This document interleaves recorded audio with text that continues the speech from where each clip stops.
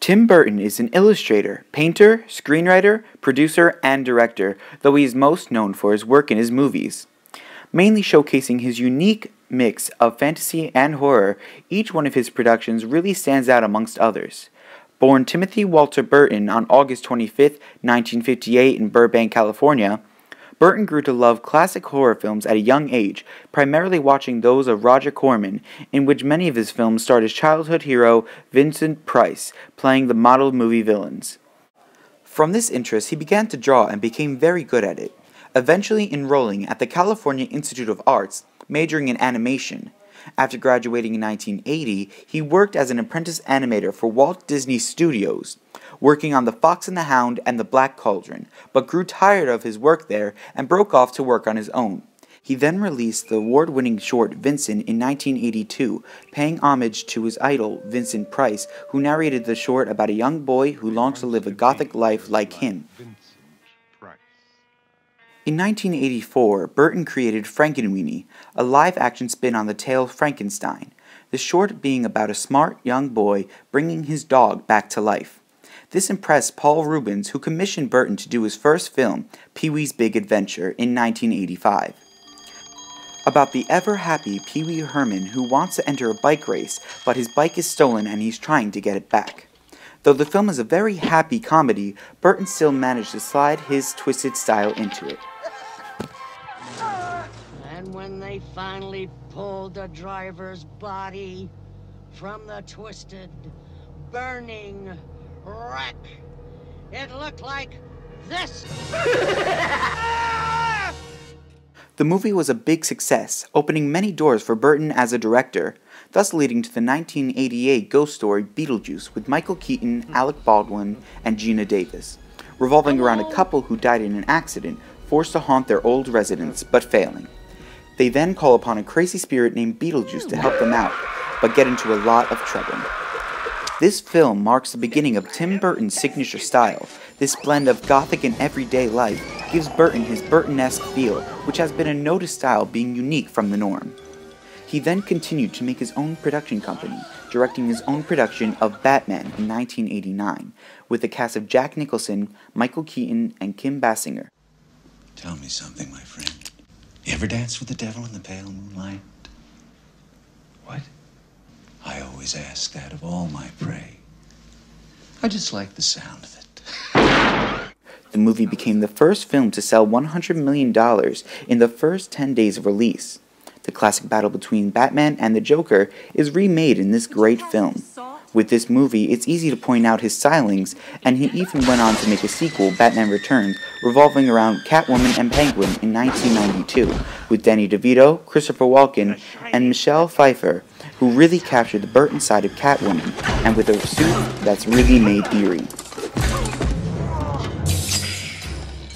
The next year, he created the bizarre but touching film Edward Scissorhands, about the struggles of a man-made being with scissor blades for hands, trying to fall in love, but can't help being an outcast. With up-and-coming stars Johnny Depp and Winona Ryder, as well as Vincent Price's last performance, Edward Scissorhands was acclaimed for social satire and the story of love and intolerance. This marked the first movie collaboration between Depp and Burton, which will be repeated through 7 other movies. These being Ed Wood, Sleepy Hollow, Corpse Bride, Charlie and the Chocolate Factory, Sweeney Todd, Alice in Wonderland, and Dark Shadows. This isn't the only commonly seen actor in Tim Burton's films. He married Helena Bonham Carter in 2001, and they just recently split up in 2014. But since then, she's appeared in 7 movies: Planet of the Apes, Big Fish, Corpse Bride, Charlie and the Chocolate Factory, Sweeney Todd, Alice in Wonderland, and Dark Shadows. A vampire!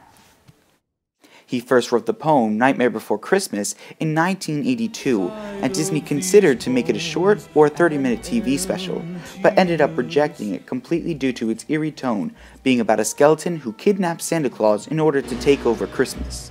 In 1990, Burton discovered that Disney still owned the rights, and they wanted to go through with making it a movie, but he was too busy with Batman Returns to direct it, and he didn't want to deal with the long process of stop motion while directing another movie.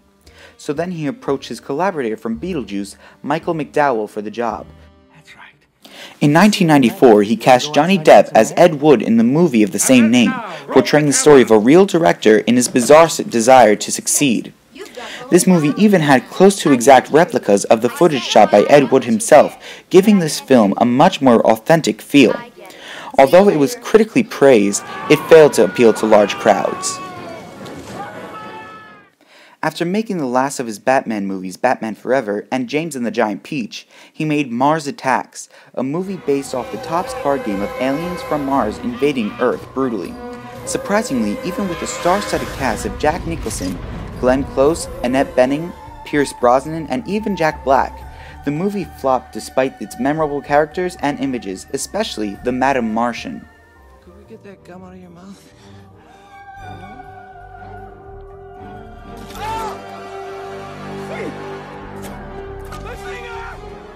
Outside of movies, Burton wrote a book of poems called The Melancholy Death of Oyster Boy and Other Stories in 1997. Full of very bizarre and interesting characters and stories, he directed a series of shorts animated by Flinch Studios called The Adventures of Stain Boy. Full of characters from his book, Stain Boy is about a little kid who has odd stain powers and uses them to capture other weird characters for the police. Although full of black humor, hybrid children, and odd turns, fans loved his purely Burton-esque bits. Thank you once again, Stain Boy. The next stop-motion film he worked on was The Corpse Bride, being the first full stop-motion film he directed. About a man who messed up a wedding recital and accidentally got engaged to a reanimated corpse. Still showcasing Tim's character style, like the large eyes and bleaker setting with a great contrast between light and darkness. This movie was nominated for an Oscar for Best Animated Film. Along with Tim Burton's continuity in actors and style, his characters seem to be very similar to characters from his other films and animations. For example, in the 2013 full-length remake of his short Frankenweenie, the main character Victor looks very similar to that of the main character of The Corpse Bride, who has the same name. Also, Victor from Corpse Bride has the same body shape as Jack Skellington from The Nightmare Before Christmas, who even appears in James and the Giant Peach as a pirate. The list continues with two other characters from Frankenweenie. Bob looks a bit similar to the Corpse Kid from The Nightmare Before Christmas, and the character Weird Girl looks strikingly similar to the character Staring Girl from his poems and Stain Boy animated shorts. With his most recent movies not doing so well, people were worried that Tim Burton was losing his touch, but he proved them wrong with his most recent movie Big Eyes, which got great reviews. No matter what comes next, Tim Burton has given the world great movies. Being a fan of his work myself, I have seen most of his greatest works, but actually have not seen Edward Scissorhands nor Big Fish. So I decided to watch and look deeply into Big Fish, as it is one of his movies with a much happier glow, which is something Burton isn't used to. So I didn't know what to expect. This film just makes you so happy with its touching and fluid plot.